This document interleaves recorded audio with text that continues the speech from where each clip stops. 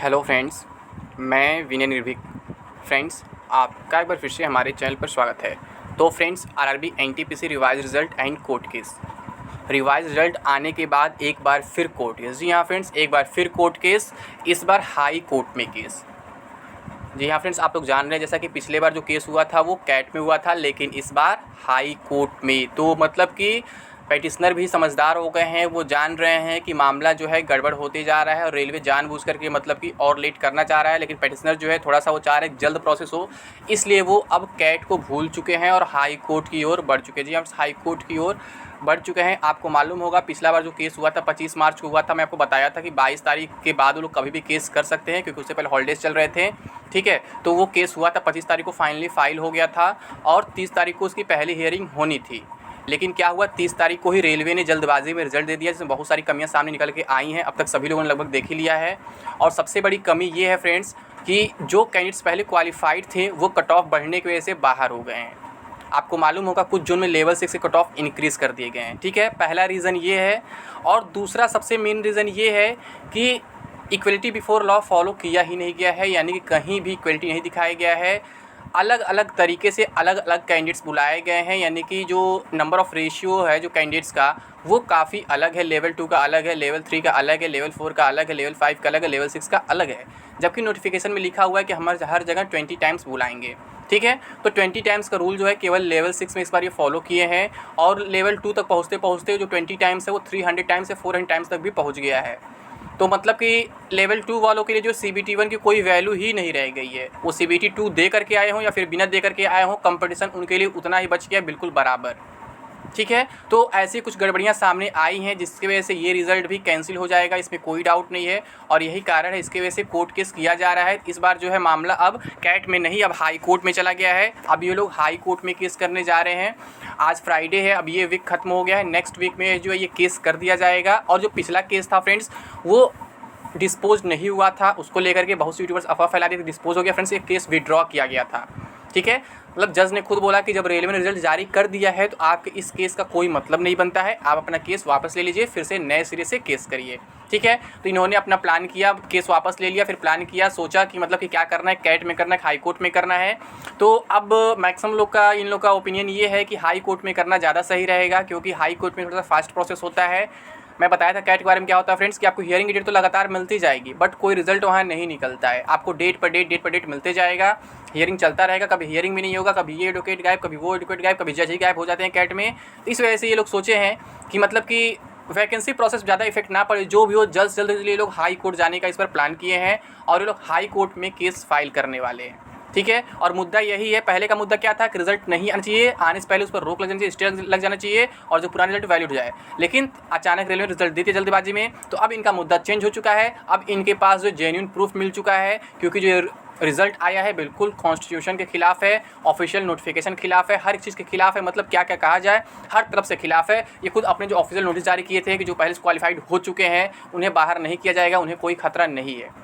ठीक है, तो सपोज दैट आप मान लीजिए किसी का पहले 74.5 मार्क्स था और कहीं लेवल 6 कट ऑफ 74 गया था, अब कट ऑफ चला गया है 76, तो वो तो वैसे ही बाहर चला गया। और ऐसा ही कुछ जोन में हुआ है, आई थिंक मुंबई में हुआ है, चंडीगढ़ में हुआ है, कोलकाता में, कुछ ऐसे 3-4 जोन है जहाँ पे ऐसा हुआ है, कट ऑफ को इंक्रीज़ कर दिया गया है और कुछ जगह चेंज ही नहीं किया गया है, मतलब कट ऑफ डाउन ही नहीं हुआ। फिर रिवाइज रिजल्ट का मतलब क्या रह गया?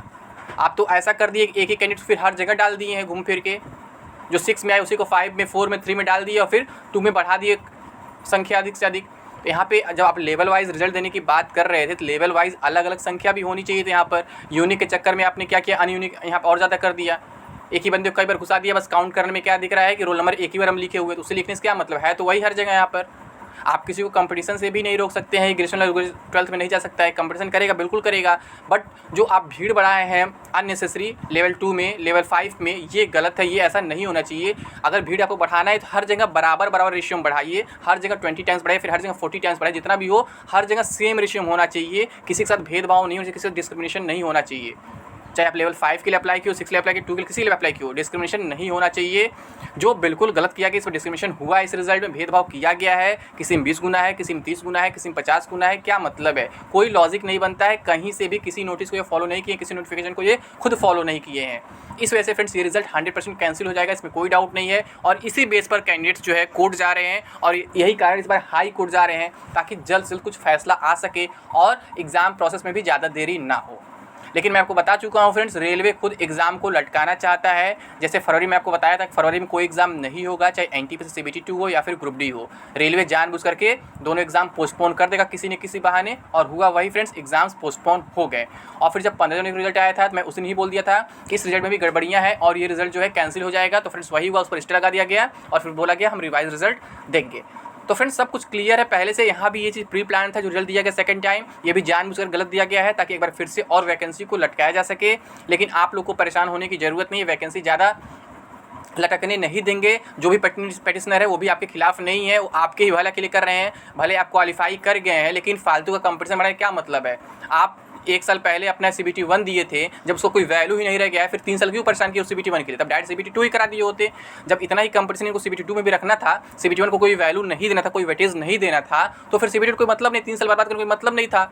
सिंपल सी बात है, आपने 3 साल बर्बाद किया तो उसका कोई वैल्यू होना चाहिए, उसका कोई लॉजिक तो होना चाहिए, उसका कोई रिजल्ट तो निकलना चाहिए।